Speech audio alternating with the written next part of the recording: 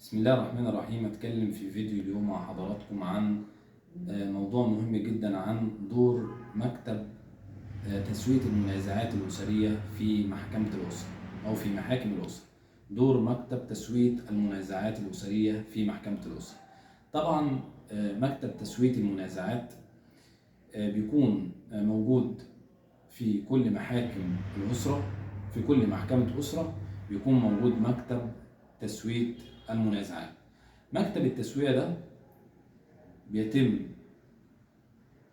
إذا كان أحد الزوجين أو من يريد أن يرفع دعوة من دعاوى الأحوال الشخصية.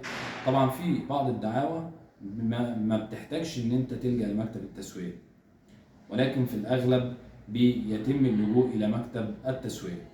مكتب التسوية بيكون موجود في كل محكمة أسرة، بيكون موجود فيه أخصائي نفسي واجتماعي وقانوني. طبعا المكتب التسوية بيبذل مساعي الصلح، يعمل على بذل مساعي الصلح بين كلا الزوجين، بين الزوج والزوجة.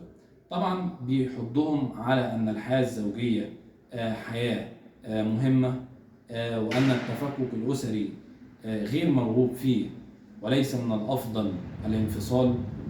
طبعا بيبذلوا كل مساعي الصلح بين كلا الزوجين قبل رفع أو قبل اللجوء إلى رفع الدعوة، بأن الانفصال عاقبته عاقبة الانفصال ليست من صالح كلا الزوجين. بيعمل بقى الأخصائي النفسي والاجتماعي والقانوني، ده كله بيتدخل لبذل الصلح بين الزوج والزوجة، ويبدأ يوضح إن لو بينكم أطفال إن الحياة لابد إن الحفاظ على الحياة الزوجية، وإن هو يتحدث مع الزوج ويتحدث مع الزوجة. ولكن في أغلب الأحوال، وفي الفيديو ده هتكلم عن نص مادة مهم جدا، الكثير من العاملين بالقانون يعني ما ياخدش او ما بياخدش باله من المادة دي. المادة دي مهمة جدا، هتكلم عنها وانا بتكلم في الفيديو دوت. فمكتب التسوية بيبذل الصلح بين الزوج والزوجة، ويحضهم على أهمية الحياة الأسرية والحفاظ على الأطفال والحفاظ على الحياة بينهما، البعد عن الانفصال، عدم اللجوء إلى المحاكم، إلى عدم اللجوء لرفع الدعوة للانفصال. يعني أقصد أقول إن مكتب التسوية بيجمع بين الزوجين وبيحضهم يعني بيبدأ يوضح لهم إن أهمية الحياة الأسرية، الصبر على المشاكل، وإن الحياة الزوجية لا تخلو من المشاكل. بيبدأ يوفق بين الزوجين. ده مكتب التسوية. طبعا مكتب التسوية بيكون موجود في كل محاكم الأسرة، بيوجد مكتب تسوية المنازعات الأسرية. طيب إيه هو نص المادة اللي أنا بقول إن المادة دي مهمة جدا؟ نص المادة ديت مهم جدا. الكثير من العاملين بالقانون ما ياخدوش بالهم من المادة دي. المادة ديت المادة رقم 8 من القانون رقم 10 لسنة 2004. يعني أنا كان معايا آخر قضية أسرة اشتغلتها قريب جدا، من حوالي أسبوع كنت حاضر فيها. إيه اللي تم؟ المادة دي أنا هقول نص المادة وهقول بتتكلم عن إيه. المادة ديت بتتكلم عن إن لما بتلجأ قبل ما ترفع الدعوة بتلجأ لمكتب التسوية، لو تحدد موعد لكلا الزوجين وحضروا أو ما حضروش أو لم يتم بذل مساعي الصلح، يعني ما فيش صلح بينهم. المادة دي بتقول، المادة دي مادة قانونية، يعني الكثير من العاملين بالقانون مش بياخدوا بالهم من هذه المادة. المادة دي بتقول إن من وقت رفض الصلح خلال 7 أيام بيتم بقى رفع الدعوة. لكن محدش طبعا الكثير ما ياخدش باله من النقطة ديت، لكن المعلومة ديت أو المادة ديت مهمة جدا جدا. المادة ديت رقم 8 من نص المادة 8 من القانون رقم 10 لسنة 2004. تلخيص المادة أو ملخص المادة بتقول إن هو عند رفض أو عدم بذل مساعي الصلح من تاريخ هذا أو من تاريخ الرفض، هنا عندك 7 أيام ترفع فيهم الدعوة الدعوه اللي انت هترفعها.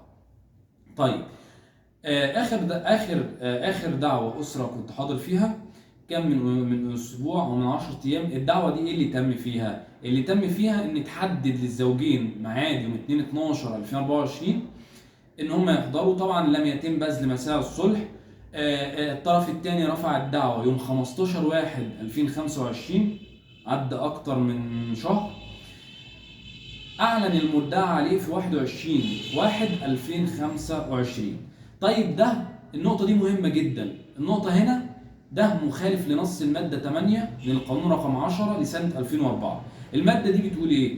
الماده دي بتقول ان اذا لم تسفر الجهود عن تسويه النزاع وديا في جميع عناصره او بعضها، واصر الطالب على استكمال السير فيه، يحرر محضر بما تم منها، ويوقع أطراف النزاع أو الحاضرين عنهم، ويرفق به تقرير الأخصائيين وتقرير رئيس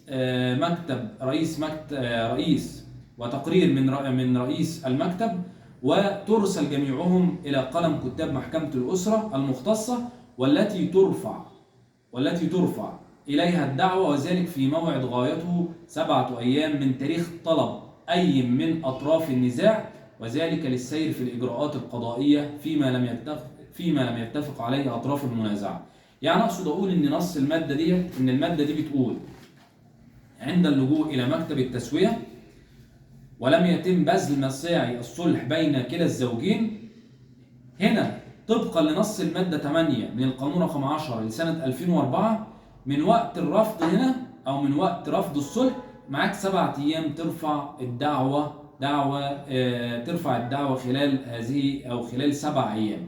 طيب لو تمت خلاف كده، هنا بندفع ببطلان شهادة التسوية التي أقامت بها الدعوة أو التي أقيمت بها الدعوة، ونطلب بطلان طلب الحكم من وقت التسوية طبقا للمواعيد اللي أنا ذكرتها في القضية أو في الدعوة اللي أنا حضرت فيها، إن هو تحدد لهم جلسة أو تحدد لهم موعد في مكتب الأسرة يوم 2/12 في مكتب تسوية المنازعات 2/12/2024. تم رفع الدعوة من قبل الطرف الآخر يوم 15/1/2025، وأعلن المدعى عليه في 21/1/2025. ده طبعا مخالف لنص المادة 8 من القانون رقم 10 لسنة 2004، اللي هي بتقول إن هو من وقت رفض الصلح أو من وقت رفض الصلح بين كلا الزوجين في مكتب التسوية، يفضل أو من الأفضل قانونا ترفع الدعوة خلال 7 أيام من وقت رفض الصلح.